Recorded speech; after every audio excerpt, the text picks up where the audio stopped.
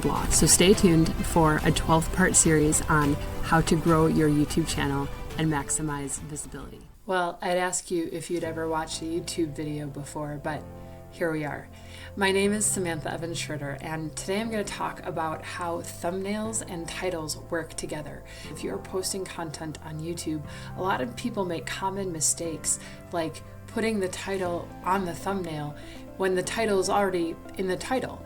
So today I'm going to talk about how to maximize the real estate you have between the title and the thumbnail. And I'm going to do that by sharing an online dating story. Yes, that's right. So I started studying YouTube SEO optimization, and I started online dating about the same time. And I actually noticed a lot of similarities between the two, believe it or not. So when you set up an online dating profile, one of the things that you do is fill out different filters about yourself. So with online dating, you set up a profile, and one of the things you do is filter your interests. So you can choose an age range of the person that you want to date, the gender, the religion, smoker or non-smoker, children, not children. So you fill out a lot of these questions, and then the dating app filters who they send you based on your preferences. This is like the title for YouTube. When you are deciding what your title will be and what the keywords in the title will be, you are telling YouTube who you want the audience for your video to be. The keywords matter primarily for the YouTube algorithm and secondarily for the viewer who's going to be watching the video. The thumbnail, on the other hand, is what catches attention first. We look at it, we decide if we want it, we decide if it's going to meet our needs, and if it's catchy, if it's engaging, if it has a compelling hook. All these factors go into whether or not we choose a video based on the thumbnail and the image that is presented. So the thumbnail is like the profile, the dating profile. And let me tell you this horror story. So I was a single mom, my husband had passed away, my daughters were grade school age, and I was swipe left, you can't turn that into a verb. I was swiping left, swiping right on guys on this dating app. My girls were curious. I had nothing to lose. I was there, Mom, what are you doing? I'm seeing if I want to go out with any of these guys. None of these men are going to become part of our family necessarily. I'm just kind of seeing what's out there. And I tried to simplify it as much as I could, but I also used it as a learning opportunity. Like, if he doesn't say he's a Christian, then if he doesn't say he's a Christian, he's not even pretending he's a Christian, then that's a no. If his profile picture is him with a huge can of beer in his hand, that's a no, because I knew what my preferences were. I knew what my priorities were. So I was matching up what I wanted with what the dating app put in front of me. So the girls got interested, and they started swiping left and swiping right with me on this dating app. None of the guys that we swiped left or swiped right on that night ended up becoming my now husband. However, it was kind of fun. It was kind of fun. And, we were swiping left, swiping right. We came across this profile picture. I was living in Minnesota at the time, so Skol Vikings. This man was wearing flag shorts, right? So one leg was blue with white stars, he had a star-spangled leg, and the other leg was red and white stripes. He was wearing flag shorts for his profile picture. Not only that, but he was not wearing a shirt.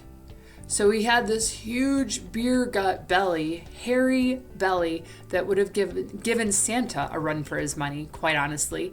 And then on his head, he was wearing the skull horns, the Viking horns, and he was holding a beer, and he was like shouting, like, someone snapped this photo of him at possibly a tailgating party and thought that would be the best representation of this man for his dating profile.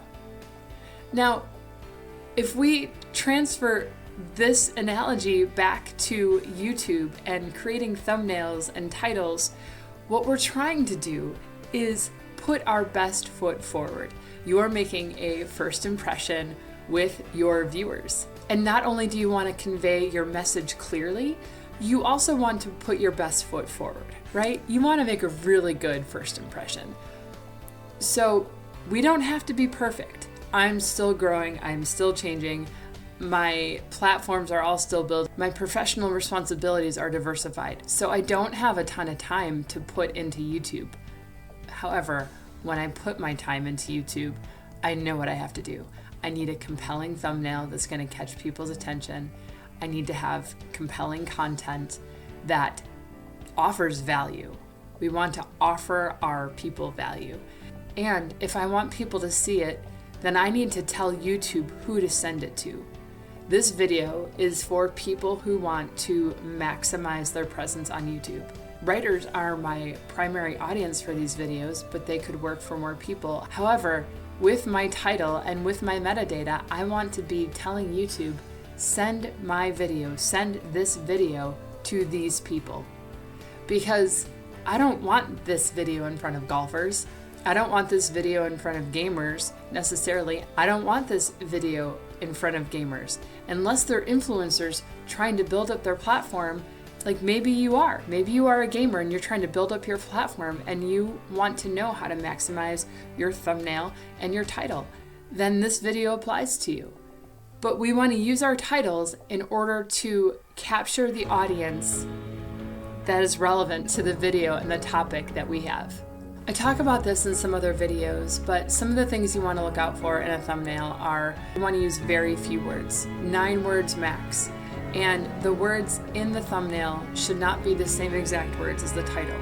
You want to be catching attention. You want to tell them that what you have to offer is what they're looking for. And you do that with your thumbnail. Now, if you're making these mistakes and you're still learning and you're still figuring this out, don't feel like you have to go back and change every single thumbnail that you've ever created. Just work from here to make your thumbnails as compelling as possible. It is a growing experience, and I believe in you. I know you can do this. As long as you are not going around on social media metaphorically shirtless, I'm sure you're going to do great. You do not have to be perfect.